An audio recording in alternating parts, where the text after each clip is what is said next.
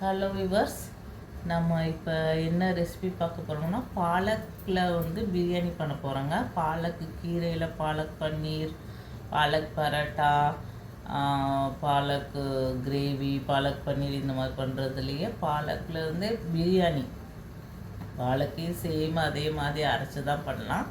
அந்த ரெசிபி தான் இப்போ பண்ண போகிறேன். மேத்திலையும் பண்ணலாம், மேத்தியில் இன்னொரு நாள் பண்ணி காமிக்கிறேன். இப்போ பாலக் பிரியாணி எப்படி பண்ணலான்னு பார்க்கலாங்க. அதை எப்படி பண்ணலான்னு பார்க்கலாம் வாங்க. இப்போ அந்த பாலக் பிரியாணி பண்ணுறதுக்கு கொஞ்சமாக பாத்திரத்தில் தண்ணி எடுத்துக்கணுங்க. பாலக்கு நம்ம வேக வச்சு தானே அரைக்க போகிறோம். லைட்டாக அந்த வேக வைக்கணும், இல்லைன்னா பச்சை அரைச்சா அது நல்லா இருக்காது. அதனால் கொஞ்சம் தண்ணி வச்சு பாலக்கை போட்டு ரெண்டு பச்சை மிளகா, ஜீரகம் போட்டு 2-3 ஒரு 10 நிமிஷம் கொதிக்க வச்சிங்கனாவே அது நல்லா வெந்துடும். கீரை தானங்க அது, அதனால் ரொம்ப நேரம் கொதிக்க வைக்கணும்ல. கொஞ்சம் அதை நம்ம அரைக்க தான் போகிறோம், அரைச்சி திருப்பி தாளித்து வதக்க தான் போகிறோம். வதக்கி பண்ணதுனால அதுக்கு ரொம்ப டைம் கொடுத்து வைக்கணும்னா லைட்டாக அதை வேக வச்சு எடுத்து வச்சுக்கலாம். இப்போ அது வெந்துருச்சுங்க. அதை இன்னொரு ஸ்டவ்வில் அங்கிட்டு மாற்றி இறக்கி வச்சுக்கலாம். இப்போ நம்ம பிரியாணி பண்ணுறதுக்கான பெரிய பேன் எடுத்து வச்சுக்கலாங்க. இந்த மாதிரி ஒரு கனமான இது எடுத்து வச்சுங்க. நான் குக்கரில் பண்ணலை, இந்த மாதிரி பெரிய இது பாத்திரத்தில் தான் பண்ண போகிறேன். அரிசி சீக்கிரம் வெந்துடும், நான் அதனால குக்கர்லலாம் நான் பண்ணுறது இல்லைங்க. பெரிய இந்த மாதிரி பாத்திரத்தில் தான் பண்ணுவேன். இதில் 2 ஸ்பூன் எண்ணெய், 2 ஸ்பூன் நெய் போட்டுக்கோங்க.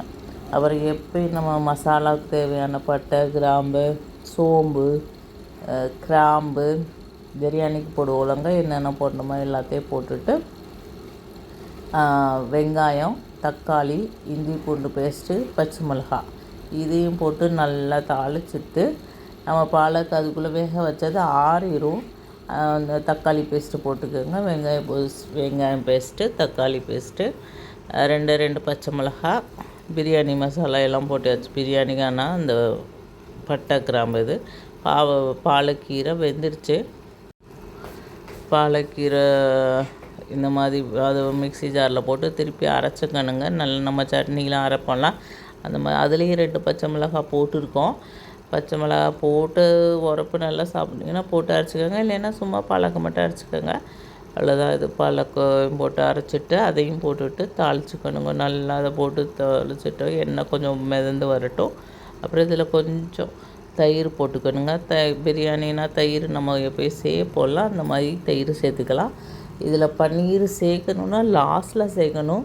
நான் இப்போ 2 நாளைக்கு முன்னாடி பன்னீர் சாப்பிட்டனால பன்னீர் சேர்க்கலைங்க. லாஸ்ட்டில் பன்னீரை ஃப்ரை பண்ணி நீங்கள் கொஞ்சம் அந்த சாதத்தோடு போட்டு எடுத்துக்கலாம். பன்னீருக்கெல்லாம் முன்னாடியே போட்டு வேக வைக்கணும்னு இல்லைங்க.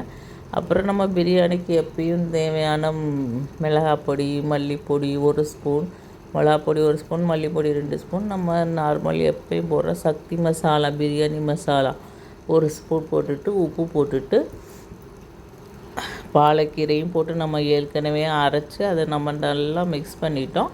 இப்போ அரிசி என்னட்ட எப்போயும் சோனா மசூரி தான் இருக்கும், பிரியாணி ரைஸ் கிடையாதுங்க, சோனா மசூரி தான் இருக்குது. நான் 1.5 கிளாஸ்க்கு 3 கிளாஸ் தண்ணி ஊற்றுவேன். ஊற்றி நல்லா கொதிக்க வச்சுட்டு கொதிக்க வைக்கணுங்க. கொதிக்க வச்சுட்டு தேவையான அளவு உப்பு போட்டுட்டு நல்லா அரிசி தண்ணி நல்லா கொதிச்சோன்னா அரிசி போட்டுட்டு மூடி போட்டு ஒரு 10-15 நிமிஷம் விட்டோம்னா நமக்கு நல்லா அந்த பிரியாணி போலன்னு வெந்து வந்துடுங்க. குக்கரில் நான் வைக்கிறேன், நான் இப்படி தான் பண்ணுவேன். நீங்கள் குக்கரில் எப்படி உங்களுக்கு அரிசி உங்கள் தண்ணி அப்படின்னு பார்த்துக்கோங்க, பார்த்து அந்த மாதிரி வச்சுக்கோங்க. இந்த மாதிரி மூடி வச்சுட்டா போதுங்க. அவ்வளோதான். 15 நிமிஷத்தில் நம்ம பிரியாணி ரெடி ஆயிடும். இது சிம்பிளாக பாலக்கு பிரியாணி. இப்போ பாலக்கு சாப்பிடாதவங்களாம், பிள்ளைங்கள்லாம் சாப்பிட முடியும்னா இந்த மாதிரி புலாவ் மாதிரி பண்ணி கொடுத்துருங்க. இதில் நீங்கள் மட்டர் சேர்த்துக்கலாம், இந்த பச்சை பட்டாணி சேர்த்துக்கலாம், பன்னீர் சேர்த்துக்கலாம். இதுலேயே நீங்கள் ரொம்ப நல்லா ரிச்சாக பண்ணணுன்னா சிக்கனு கூட சேர்த்துக்கலாம். ஃபஸ்ட்டே சிக்கனையும் ஃப்ரை பண்ணிவிட்டு இந்த மாதிரி பாலக்கு அரைச்சி ஊற்றிட்டு அது பாலக் வித் சிக்கன் பிரியாணியை கூட செஞ்சிடலாங்க. அதுவும் ரொம்பவுமே நல்லாயிருக்கும். ட்ரை பண்ணி பாருங்கள். இப்போ தான் நான் அரிசி போடுறேன்.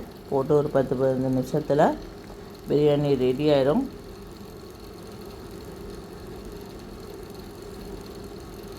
லாஸ்ட்டில் கொத்தமல்லி புதினா போட்டு இறக்கிடுங்க. இவ்வளோதான், பாலக் பிரியாணி ரெடியாக இருங்க. இதில் சிக்கன் போட்டு சேர்த்து பண்ணாலும் நல்லாவே தான் இருக்கும். ட்ரை பண்ணி பாருங்கள். என்னோடய சேனல் பிடிச்சிருந்தால் லைக் பண்ணுங்கள், ஷேர் பண்ணுங்கள், சப்ஸ்கிரைப் பண்ணுங்கள். பாருங்கள் எப்படி வந்திருக்குன்னு அரிசி நல்லா க்ரீன் கலரில் க்ரீன் பிரியாணி மாதிரி இருக்குங்க. ட்ரை பண்ணி பாருங்கள். லாஸ்ட்டில் ஒரு ஸ்பூன் நெய் போட்டுக்கோங்க. குளிர் காலத்தில் இந்த மாதிரி சூடாக பண்ணி சாப்பிடுங்க. ஓகே, பாய். என்னோடய சேனல் பிடிச்சிருந்தால் லைக் பண்ணுங்கள், ஷேர் பண்ணுங்கள், சப்ஸ்கிரைப் பண்ணுங்கள்.